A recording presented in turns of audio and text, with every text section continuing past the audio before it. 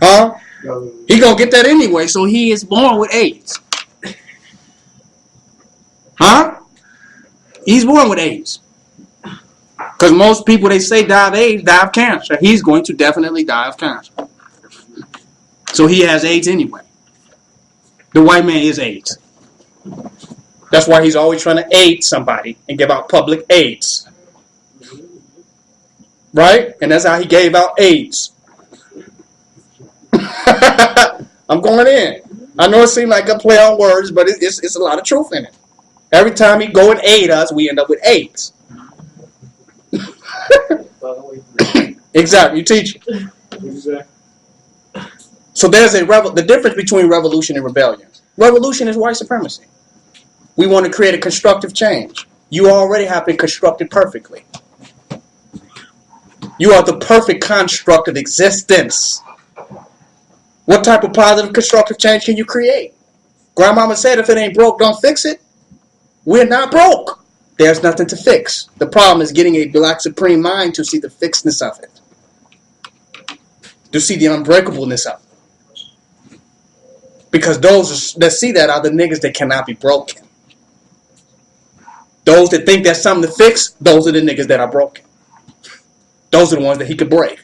So they want to white supremacy to get fixed. Fix me, Dr. Kevorkian. Fix me, Jeffrey Dahmer. Right? Fix me. Michael Jackson got fixed. The white man fixed him.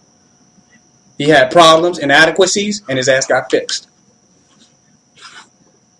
That's what he had. He got $1 million for. Michael Jackson, you spent $1 billion to get fixed by the white man. And he fixed his ass all right. I'm teaching. So we must be rebels, not revolutionaries. We must be rebels. Rebel solutionaries. Because being a rebel is the solution. Rebel against white supremacy. That's our only job. That's our only job. Not to fix our situation with a white mind and take on the mind of fixing something, which is white supremacy. He always trying to fix something. But rebel against white supremacy. Rebel against capitalism. Rebel against individualism. Rebel against Christianity. Rebel against Islamic imperialism and being Arabized. Islam. Rebel against his social etiquettes, his pathologies. Rebel against his legal system.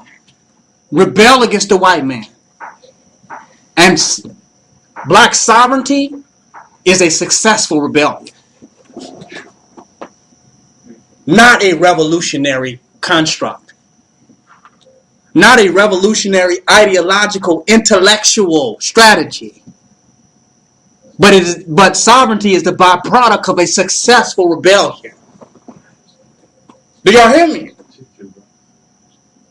You can't even be a revolutionary. There will be no constructive change until you are able to rebel against everything that is opposite to the reality that you want to live in. You have to be a rebel before you can even have a revolution. You got rebels, revolution happens. Anyway. What we call revolutionaries are just entities that are have ideologies. And these ideas about how things could be better and we can create this change that we want and create the perfect world the way we want it to be and change things. But somehow we got to use white supremacy temporarily to do it. We got to use white supremacy to do it.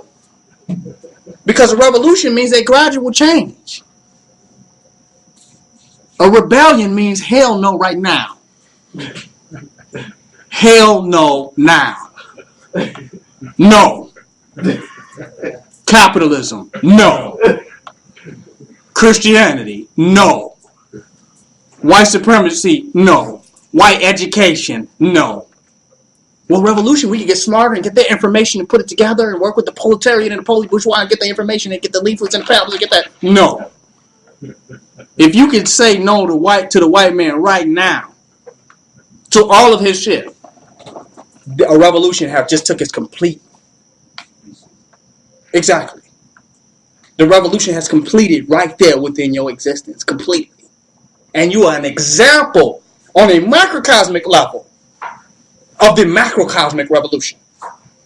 And if you can't be an example of that right now as an individual completely, then you might as well go back to church. It is mythology. It is not practical.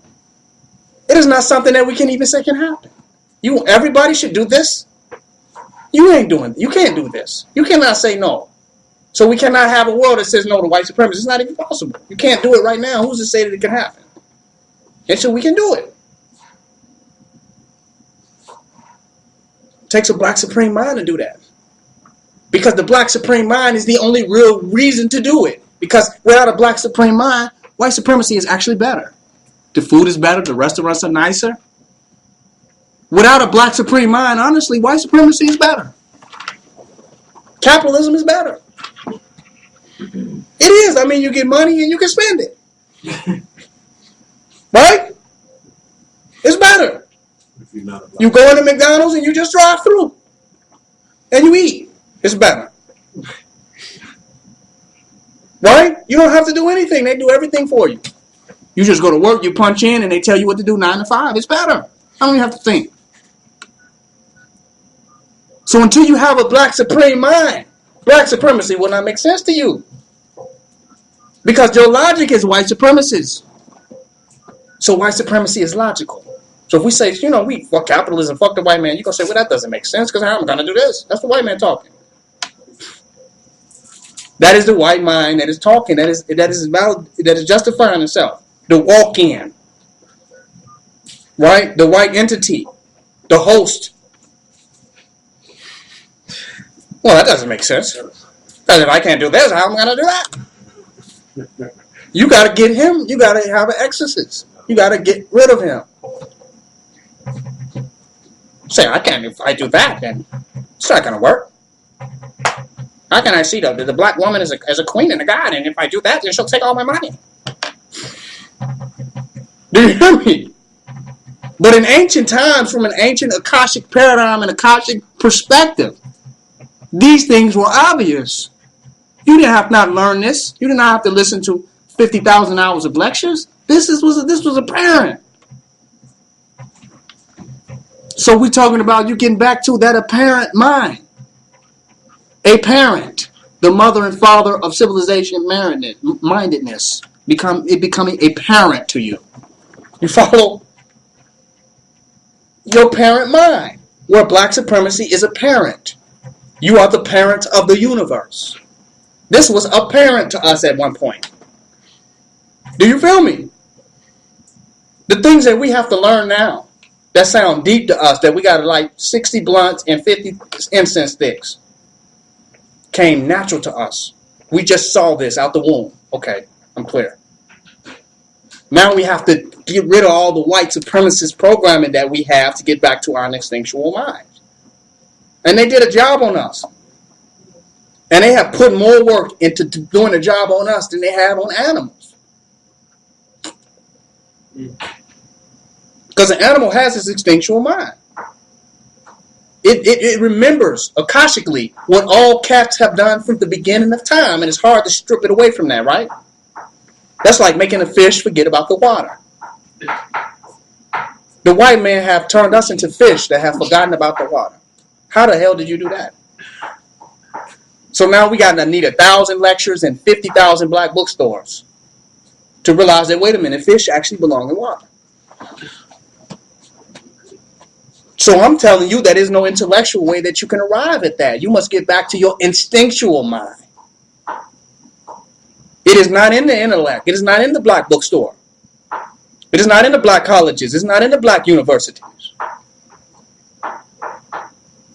It's at a deeper level of consciousness within yourself that you will arrive at through black supremacy meditation. And when I say meditation, I don't mean sitting in a yoga posture. I don't mean that. I mean black supremacy becoming a predominant focus of your mind throughout the day. Where you find yourself building on that more than anything. More than reminiscing, more than being sentimental on what you did when you was a child. You know? Remember when we used to eat that candy? You feel me? I sure remember that. Black supremacy becomes the predominant meditation in your mind. And it rises above all that. It rises above. Did y'all see that movie? Literally. Because that movie was probably white supremacy. Unfortunately. Am I correct? So we need a new movie maker. And that your consciousness will make the movie. And the movie that it will play will be your ancestral self. You'll start seeing in your own mind what we were doing and how we were doing it. Now, we talk about skills. And I got to go in on this. Because we talk about having certain skills to be able to do things that are effective for our community today. That we need to learn about plumbing and electricity and this, that, and the other. But out of the attitude that we had in ancient times, made a certain knowledge available to us. The way we approach reality, certain things came faster to us on how to put things together. That's how we built the pyramids.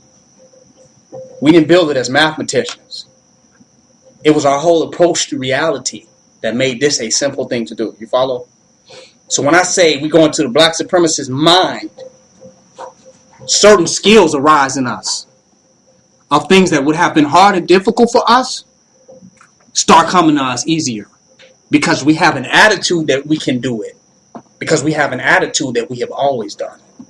Well, we have always done this. We don't have an attitude that we're somehow new on the planet and the white man has civilized us and taught us everything. You know, what if a dog thought that and then you let him out? Well, the white man taught me how to eat. Do you hear me? He would be lost, wouldn't he? But he's instinctually knows that, well, we've always ate. That dog food might have had a different taste to it, but we've always ate. And that's an attitude that the dog has. It's its real personality. It's its most efficient survival. That's his real attitude. We don't have an attitude of our most efficient survival. We have an attitude of our most dependent state. We have an attitude of social dependency on white supremacy. We don't have this attitude of independence. We don't have that. We don't have that regalness of mind that made these things come easy to us. You follow? So from your Black Supreme meditation, everything that we need to do will come easy to us. And anything that comes to us out of the Black Supremacy meditation is actually working against us. Do you hear me? Even if it comes as something nice, like say we're starving to death and a white man comes and say, well, got some white bread for you. Do you hear me? It's not working for us if we think we need this from this white man. If he's solving our problems. Us taking it from him is different. You understand? But him coming and volunteering himself as the ultimate solution to our problem.